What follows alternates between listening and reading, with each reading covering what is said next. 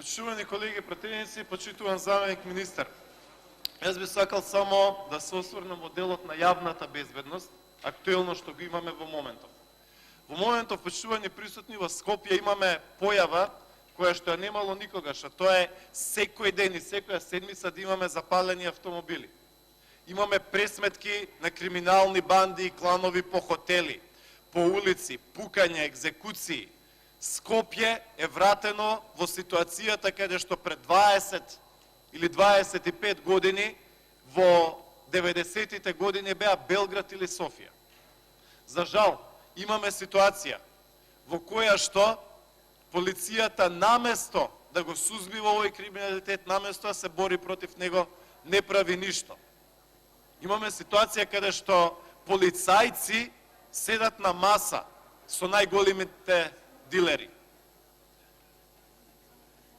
Повторно и повторно ни се повторуваат овие работи. Што е одговорот на власта за се тоа?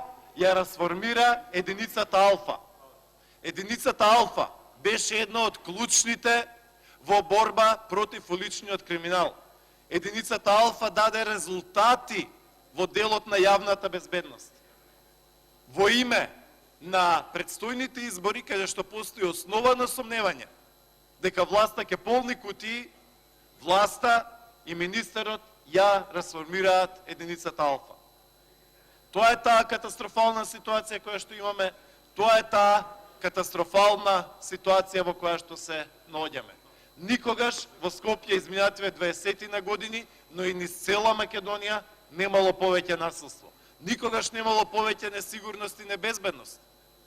Ве предупредувавме, почитувани колеги пратеници, пред 2 години, кога со вашиот закон за амнестија ослободивте буквално илјадници и илјадници криминалци, дека ќе имаме нарушување на безбедноста.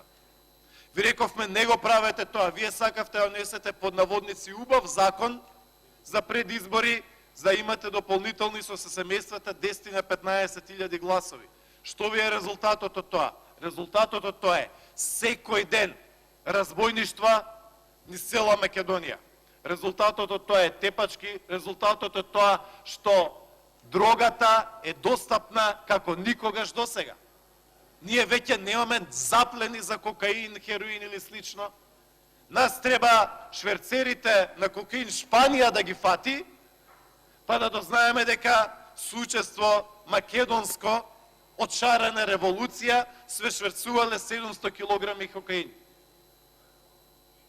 Ние веќе немаме заплени на кокаин и хероин во Македонија.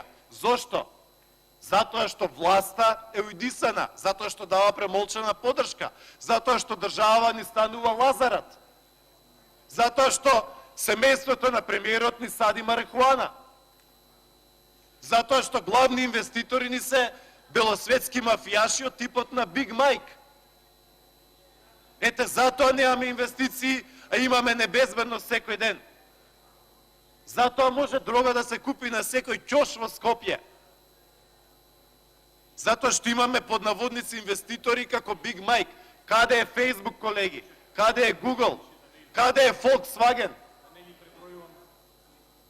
Нема ништо од сето тоа. Имаме небезбедност, имаме пукања. Секој ден скоро веќе имаме пукање или секоја недела. Катастрофа. Македонија и Скопје никогаш не биле вака небезбедни. Погледнете во Прилеп што се случува. Погледнете неколку други градови низ Македонија. Охридско-Струшкиот регион, погледнете Тетовско-Гостиварско, погледнете Куманово. И така натаму, и така натаму. Значи, со жалење можам да констатирам дека со носењето на овие закони еден куп се тераат кадровски прашања, се подготвува терен и се укинува единицата Алфа, за да се овозможи полнење на кутии, за да се овозможи она што гледавме пред година дена, а тоа е така наречен под наводници одзив од 99,9% во одредени избирачки места, каде што граѓаните под наводници гласале во последните пола саат. И имавме, за жал, под наводници светски рекорди, каде што имаме гласање за 3 секунди. Па има ли логика, колеги од СДСМ, гласањето од 3 секунди. Сите одиме на избирачки места.